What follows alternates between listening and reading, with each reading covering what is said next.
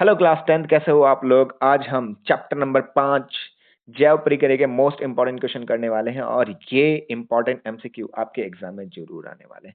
तो चलो हम पहले सवाल से स्टार्ट करते हैं। कौन सा जीव प्रक्रिया भोजन को तोड़कर ऊर्जा प्राप्त करने के लिए जिम्मेदार है।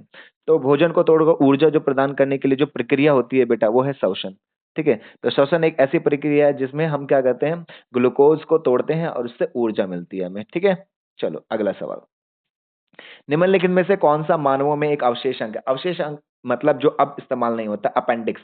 तो अपेंडिक्स होता है बेटा जो अब इस्तेमाल नहीं होता, तो उसको काट के निकालने से कोई फर्क नहीं पड़ता हमारी बॉडी से। अगला सवाल, निम्नलिखित में से कौन सा जीव प्रकाश संश्लेषण नहीं करता। तो बैक्टीरिया प्रकाश संश्लेषण नहीं करता है, प्लांट ही सिर्फ प्रकाश संश्लेषण करता है, बैक्टीरिया नहीं कर सकते। ठीक है, अगला सवाल, लार में कौन सा एंजाइम होता है। लार में अमाइलेज होता है। ठीक है, अमाइलेज होता है लार में। मानव पाचन तंत्र के किस भाग में पित्त स्रवित होता है। तो पित्त स्रवित होता है छोटी आंत में, बड़ी आंत में, मुख में, अमाशय में। ठीक है, तो पित्त स्रवित होता है बेटा किस भाग में पित्त स्रवित होता है। तो छोटी आंत में। ठीक है, छोटी आंत में जनरली क्या होता है, पित्त रस स्रवित होता है। ठीक है, और वो जूस जनरली स्मॉल इंटेस्टाइन में सेक्रेट होकर और फिर वो हमें वहां पे डाइजेशन होता है। ठीक है, अगला सवाल, नेफ्रॉन का कौन सा भाग रक्त को छानता है। नेफ्रॉन का कौन सा भाग, ग्लोमेरुलस बेटा। ग्लोमेरुलस जनरली जनरली अब फिल्ट्रेशन फिल्टर का काम जनरली ग्लोमेरुलस का है। ठीक है, अगला सवाल, निम्नलिखित में से कौन सा स्वपोषी है। स्वपोषी मतलब जो अपना भोजन खुद बनाते हैं। ठीक है, तो हरा पौधा ही अपना भोजन खुद बनाता है। अगला सवाल, रक्त में हीमोग्लोबिन का क्या काम है। तो रक्त में ऑक्सीजन का परिवहन, यानी जनरली हीमोग्लोबिन का काम क्या है, ऑक्सीजन को कैरी करके पूरे बॉडी के अंदर पहुंचाना। अगला सवाल, एरोबिक श्वसन के लिए कौन सी गैस आवश्यक है। ऑफ कोर्स ऑक्सीजन, ऑक्सीजन से ही एरोबिक रेस्पिरेशन होता है। अगला सवाल, पौधों द्वारा स्टोमेटा के माध्यम से पानी की हानि को क्या कहते हैं। वाष्पोत्सर्जन, श्वसन, प्रकाश संश्लेषण, अवशोषण। वाष्पोत्सर्जन। ठीक है, जनरली वाष्प होकर जो पानी है वो उड़ जाता है, जिससे पानी की कमी हो जाती है। अगला सवाल, पौधों में गैसों के आदान प्रदान के लिए स्टोमेटा होता है बेटा। स्टोमेटा का मतलब है पत्तों में छोटे छोटे छिद्र होते हैं जिनको हम स्टोमेटा बोलते हैं, जिससे गैस एक्सचेंज होती है। अगला सवाल, इंसुलिन का स्राव किस अंग से होता है। तो इंसुलिन का स्राव अग्नाशय से होता है। ठीक है, पैंक्रियास बोलते हैं उसको इंग्लिश में।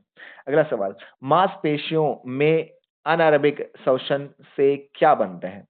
मांसपेशियों में एनारोबिक रेस्पिरेशन से क्या बनता है। तो लैक्टिक एसिड बेटा। एनारोबिक रेस्पिरेशन जनरली होते हैं दो टाइप के होते हैं। ठीक है, जिसको हम अवायवीय श्वसन, यहाँ पे एनारोबिक लिखा है लेकिन जो हिंदी मीडियम के बच्चे हैं इसको एनारोबिक की जगह अवायवीय श्वसन पढ़ते हैं। अवायवीय श्वसन दो प्रकार के होते हैं, एक जिसमें बिना ऑक्सीजन के, जिसमें ऑक्सीजन दे नहीं और फिर भी श्वसन होता है। ठीक है, तो वो होता है ईस्ट में। और अगर ऑक्सीजन की कमी हो जाए, ऑक्सीजन की कमी में अगर श्वसन होता है बेटा, तो वो मांसपेशियों में होता है और वहां पे लैक्टिक एसिड बनता है। और अगर बिना ऑक्सीजन के प्रेजेंस में हुआ है तो फिर एथेनॉल बनता है। लेकिन इसने बोला मांसपेशियों के अंदर अवायवीय श्वसन, तो लैक्टिक एसिड बनाता है।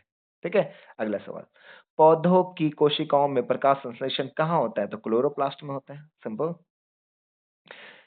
फेफड़ों से हृदय तक ऑक्सीजन युक्त रक्त कौन लेकर जाता है। तो पल्मोनरी वेन्स। पल्मोनरी वेन्स से बेटा जो ऑक्सीजन का कैरी करता है लंग से हार्ट में। अगला सवाल, स्टोमेटा के खुलने और बंद होने को कौन नियंत्रित करता है। तो गार्ड सेल्स, गार्ड कोशिकाएं होती हैं। ठीक है, जो स्टोमेटा के किनारे में होती हैं और वही कंट्रोल करती हैं। रक्त का कौन सा घटक थक्का बनाने का, प्लेटलेट्स जनरली रक्त का थक्का बनाती है बेटा। मानव पाचन तंत्र का कौन सा भाग पोषक तत्वों को अवशोषित करता है। तो छोटी आंत पोषक तत्वों को अवशोषित करता है। जितने भी पोषक तत्व सारे के सारे छोटी आंत में जाके अवशोषित होती है। अगला सवाल, निम्नलिखित में से कौन सा अनएरोबिक श्वसन नहीं है। अनएरोबिक का मतलब अवायवीय श्वसन नहीं है। अवायवीय श्वसन नहीं होने का मतलब है, इसने सवाल में पूछा कौन सा वायवीय श्वसन है। तो कौन सा अवायवीय श्वसन करता है। तो अमीबा, अमीबा वायवीय श्वसन करता है, बाकी सारे अवायवीय श्वसन करते हैं। ठीक है, गुर्दे की उत्सर्जन इकाई क्या है। नेफ्रॉन।